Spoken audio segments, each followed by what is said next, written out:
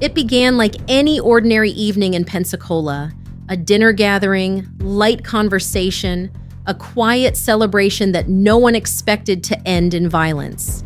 John Gentry, a local businessman, left the restaurant that night thinking of nothing more than getting home. But the moment he turned on his headlights, his car erupted. The blast threw metal across the parking lot and ripped through the calm of a Florida night. John survived, but just barely, and what followed would uncover far more than a failed murder attempt. The woman at the center was Judy Buenoano. By then, she was known to her friends as calm, successful, and fiercely independent. But as investigators began pulling at the threads, a different image emerged. One far colder, far more calculated. John wasn't her first connection to tragedy. He was simply the first to live through it. As the case widened, the pattern became impossible to ignore. Former partners, a husband, a son, each one gone under unusual circumstances, each case followed by a financial payout, and Judy, always nearby, always just out of reach of suspicion. This wasn't about rage or desperation. It was about precision, about control, about knowing how to remove someone from your life and make it look like fate. She didn't raise her voice. She didn't leave a mess. But in the eyes of criminal psychology, she represents one of the most dangerous profiles. Someone who knows how to kill slowly, quietly, and leave behind a clean narrative. This is not just another entry in the catalog of true crime. It is a case study in manipulation, greed, and the unspoken power of image. Judy Buenoano crafted a life that looked admirable on paper and used it to cover one of the most chilling paths ever documented in a true crime documentary. Behind the mask of professionalism and care, she orchestrated a story where she always came out ahead. And when the truth finally surfaced, the world had to ask, how many people have to die before we stop calling it bad luck? This is the story of a female serial killer, not driven by impulse, but by strategy. She was born Judius Anna Lou Welty, April 4th, 1943, in a sun-bleached corner of Texas where nothing much happened and no one expected much to change. But everything changed for her before she could remember. Her mother died of tuberculosis when she was just 2 years old. Her father, unable or unwilling to manage alone, split the children between relatives and institutions. Judy was sent away, first to her grandmother, then to a home that would leave deeper bruises. At 12, she was placed with her father again, now remarried. And according to her, that household didn't offer shelter. It offered hunger, punishment, and silence. She said they made her watch the others eat while she went without. That she was humiliated, pushed aside, forgotten. Her father told a different story, one where Judy was simply rebellious, prone to lying, and difficult to discipline. The truth lies somewhere in the space between those two accounts. But what's clear is that by 14, she had stopped waiting to be protected. One day, something inside her broke loose. She reached for a pan on the stove and hurled it at her stepmother, at the world, at everything she had no words for. It was over in moments, but it left a scar that never fully healed. She was arrested, held in adult jail for 60 days, and later sent to reform school. But what came next wasn't collapse. It was transformation. Judy left the facility with a diploma and a story she had rewritten to sound better than the truth. She claimed to have studied nursing, later saying she held PhDs in biochemistry and psychology, none of which could be verified. She introduced herself under different names, took jobs that required training she never received, and built a version of herself that looked clean, credible, and competent. She was calm in public, spoke softly, handled paperwork with care. She ran a salon, paid bills on time, raised her children. To neighbors and clients, she appeared like the kind of woman who had fought her way out of hardship and won. But behind the steadiness was someone who had learned early that appearance could be armor and that people rarely look beneath a polished surface. She wasn't seeking sympathy. She was building control. And in the quiet rhythm of everyday life, she rehearsed that control until it felt natural. Judy didn't rage or lash out. She calculated. And in time, that calculation would shape her into something darker. Long before the world would recognize her name, before the headlines and the trials, before the bodies were counted. The woman who would become a female serial killer had already chosen her weapon: credibility. And in the world of true crime documentary, those are the killers who haunt longest, because they're the ones you never saw coming. After reform school, Judy didn't step back. She moved forward, quietly, steadily, and with a kind of control that most people mistook for resilience. She built a life that looked ordinary from the outside: a husband in the military, a modest home in Florida, children who were always clean, fed, and on time for school. When James Goodyear was deployed to Vietnam, Judy managed everything on her own. The bills were paid, meals cooked, kids taken care of. She ran a small salon and never missed an appointment. People around her didn't see chaos. They saw routine, and routine is comforting. She wasn't warm exactly, but she was competent. She did what needed to be done and rarely drew attention. The kind of neighbor you wave to, trust by default, and forget to look at too closely. Even when James died, abruptly with no clear cause, Judy didn't collapse. She mourned, collected the life insurance, and kept moving. Not because she didn't feel anything people thought, but because she had no choice. In a world that expects women to suffer visibly, her self-containment looked admirable. She kept to herself, avoided drama, and raised her children with quiet precision. No one whispered about her in the neighborhood. No one questioned how she managed so much on her own. If anything, they respected her for it. That kind of self-control can be disarming. And in the realm of criminal psychology, it's often misunderstood. Because predators don't always come with warnings. Sometimes they come with clean clothes, polite smiles, and a perfectly balanced schedule. Back then, no one saw a threat. No one imagined that the woman running a beauty salon could be hiding anything at all. She wasn't reckless. She wasn't loud. And in the world of early 1980s Florida, that was more than enough to stay invisible.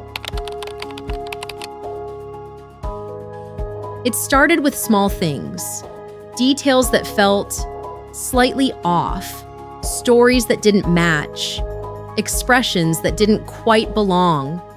When people asked about her late husband, Judy's answers shifted. Sometimes it was illness, other times a complication from the war. Occasionally she blamed stress or a reaction to something he'd taken.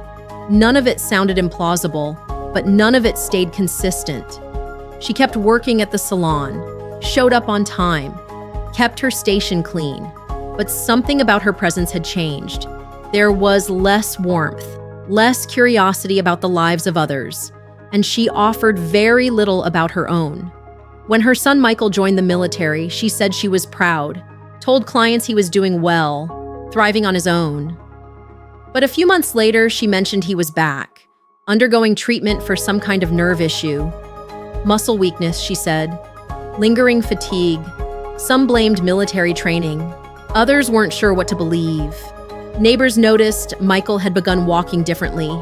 His posture stiff, his energy drained. He no longer rode his bike through the neighborhood or helped with yard work. But Judy acted as if nothing had changed. She said he just needed rest and that everything was under control.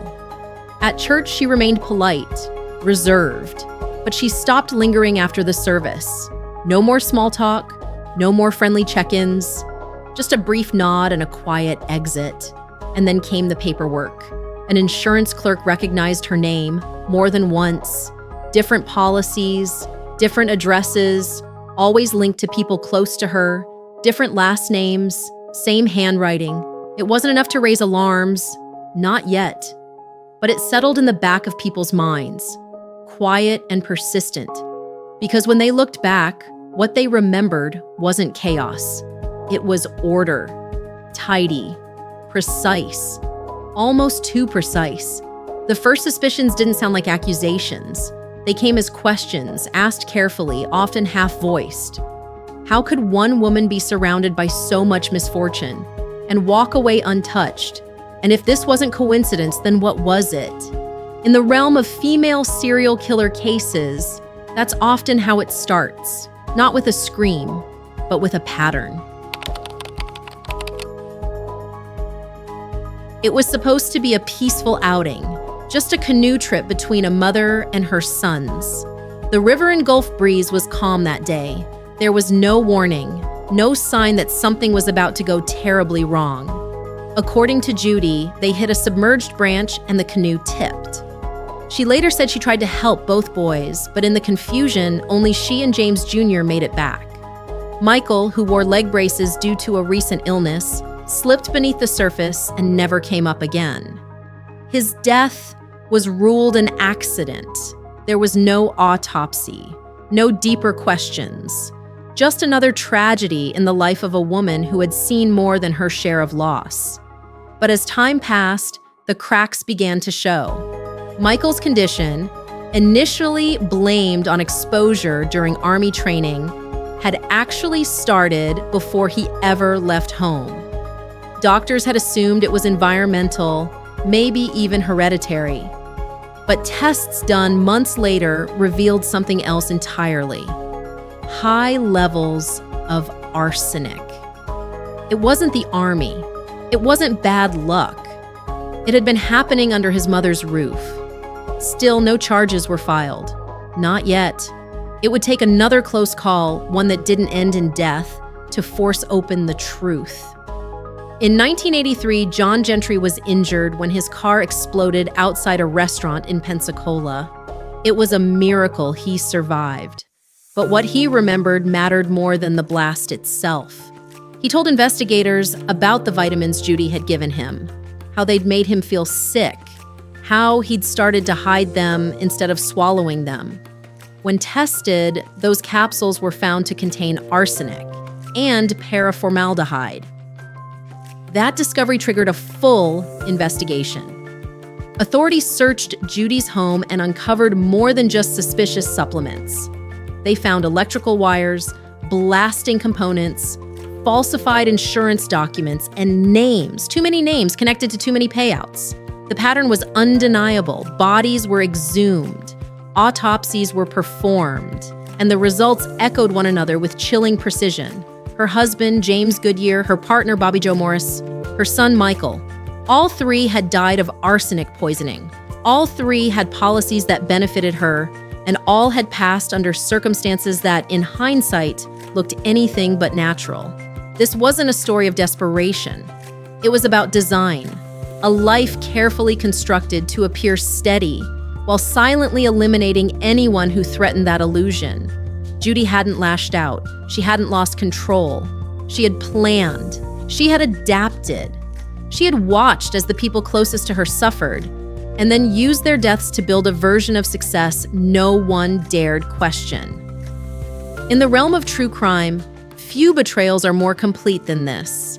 Because what Judy destroyed wasn't just lives. She destroyed the trust that held those lives together, and she did it without ever raising suspicion until it was far too late. The trial began with hesitation, not from the prosecution, but from the public. How could someone like Judy, so careful, so structured, be accused of orchestrating such deliberate harm? She had run a business, raised children, attended church. Her entire life, at least on the surface, looked like a portrait of control. But once the case unfolded in court, that image began to dissolve. The prosecution didn't open with drama. They opened with forensics, toxicologists, pathologists, crime lab technicians. Each one stepped forward and described in precise terms how arsenic moves through the body, that it binds, that it accumulates, that it tells its own story. Hair samples, nail clippings, long buried remains. In each of them, the chemical fingerprint was clear. This wasn't theoretical. It wasn't coincidence. It was consistent and lethal. The defense argued there was no direct evidence, no confession, no eyewitness, no fingerprints on a vial. But the pattern spoke louder than any single moment. Michael's decline, Bobby Joe's illness, James Goodyear's sudden death. Each event had once been seen as isolated. Now they formed a sequence. Predictable, chilling, insurance policies, misdiagnoses, quiet funerals, and always Judy nearby, composed, prepared, grieving just enough to seem sincere.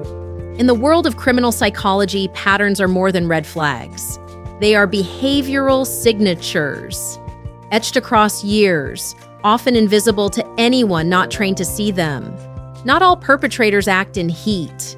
Some act in cold calculation, testing boundaries, refining methods, growing bolder with each success. Judy never admitted to anything. She rejected every accusation with poise. She questioned the science, dismissed the motives of investigators.